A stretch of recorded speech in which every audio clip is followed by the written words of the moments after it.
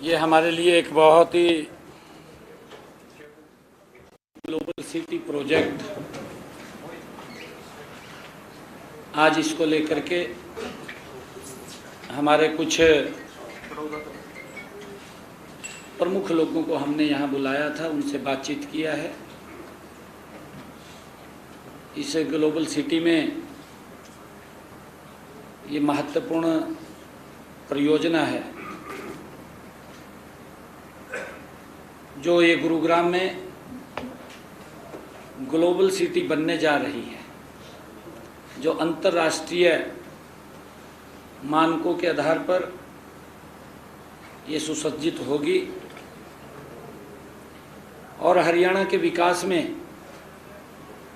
ये एक मील का पत्थर साबित होगी। ये ग्लोबल सिटी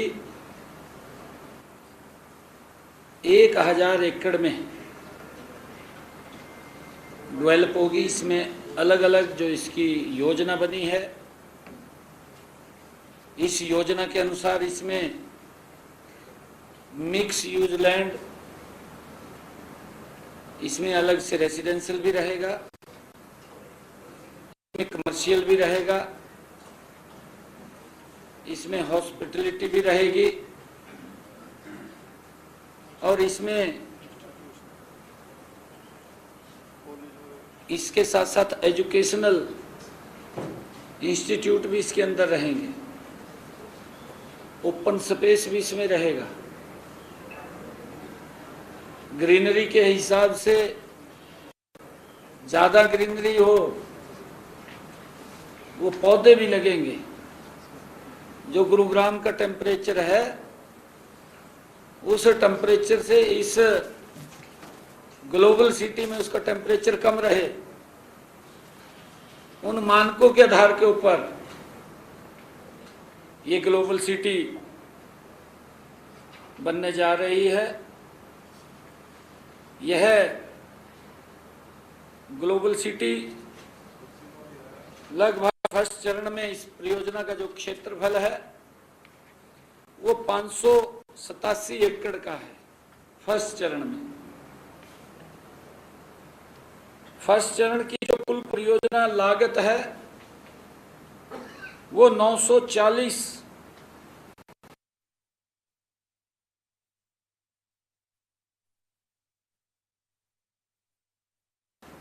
ग्लोबल सिटी में, जैसा मैंने कहा है कि अंतर्राष्ट्रीय सुविधाओं से सुसज्जित ये सिटी इस प्रकार की बनेगी कि इसको देखने भी लोग वो आएंगे। और यहाँ पर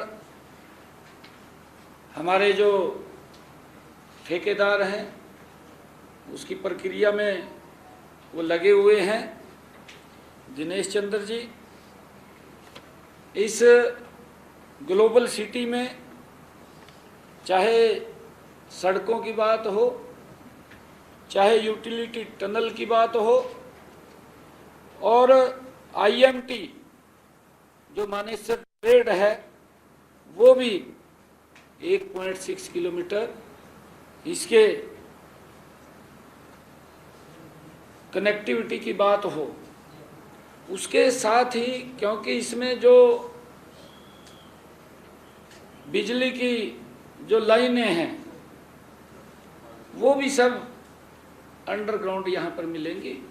जैसे हमने कहा है कि ये अंतर्राष्ट्रीय मानकों पर आधारित ये प्रोजेक्ट होगा और अपने समय में टाइमलाइन के अंदर ये पूरा होगा। और उसको लेकर के इस परियोजना में लगभग जब ये पूरा तैयार होगा तो 1 लाख करोड़ से अधिक की निवेश की क्षमता इसकी रहेगी, जो लगभग यहाँ पर 16 लाख लोगों के जीवन को ये प्रभावित करेगा। इस परियोजना के लागू होने से लगभग 5 लाख लोगों के लिए रोजगार के नए अवसर भी इसके माध्यम से खड़े होंगे। और जैसा मैंने अभी कहा है कि यूटिलिटी टनल होगी, जिसमें वाटर पाइपलाइन, इलेक्ट्रिक केबल और अग्निशमन की सेवाएं, लाइटिंग सिस्टम, वेंटिलेशन सिस्टम और फायर डिटेक्शन, आर्थिक सिस्टम, ये प्रावधान इसके अंदर होगा। और ये लगभग 10.5 किलोमीटर के अंदर इसका जो ये टनल की यूटिलिटी टनल होगी, जिसके अंदर ये सारी सुविधाएं रहेंगी, वो इसके अंदर होंगी। इस ग्लोबल सिटी में जो पानी की आपूर्ति को सुनिश्चित करने के लिए 18 एकड़ में एक 350 मिलियन लीटर क्षमता का बैरिंग रिजर्वायर बनाया जाएगा, जो जल भंडारण के रूप में काम करेगा, इस सिटी की सुंदरता बढ़ाएगा और यह ग्लोबल सिटी के लिए 7 दिनों का बैकअप का इसके अंदर प्रावधान होगा कि अगर कोई दिक्कत भी आती है तो पानी की दिक्कत यहाँ ना रहे। इस और विशेषता यह रहेगी कि इसकी कनेक्टिविटी दिल्ली के अंतर्राष्ट्रीय हवाई अड्डे से केवल 30 मिनट की यहाँ से रहेगी और रेलवे स्टेशन ICD से मात्र 20 मिनट की रहेगी। हेलीपोर्ट और मल्टी मॉडल ट्रांजिट से ये मात्र 10 मिनट की दूरी रहेगी।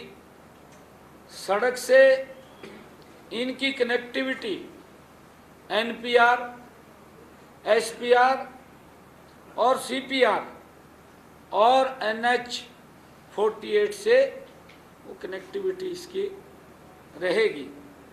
पर्यावरण को भी इस ग्लोबल सिटी में पर्यावरण का भी विशेष ध्यान रखते हुए लगभग 125 एकड़ पर ये ग्रीन जोन ये बनेगा।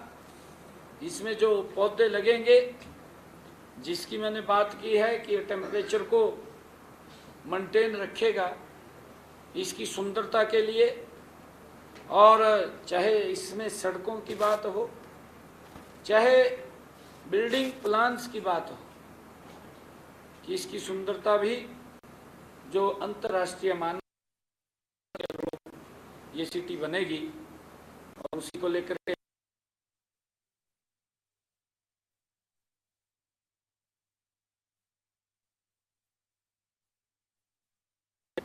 लोग थे।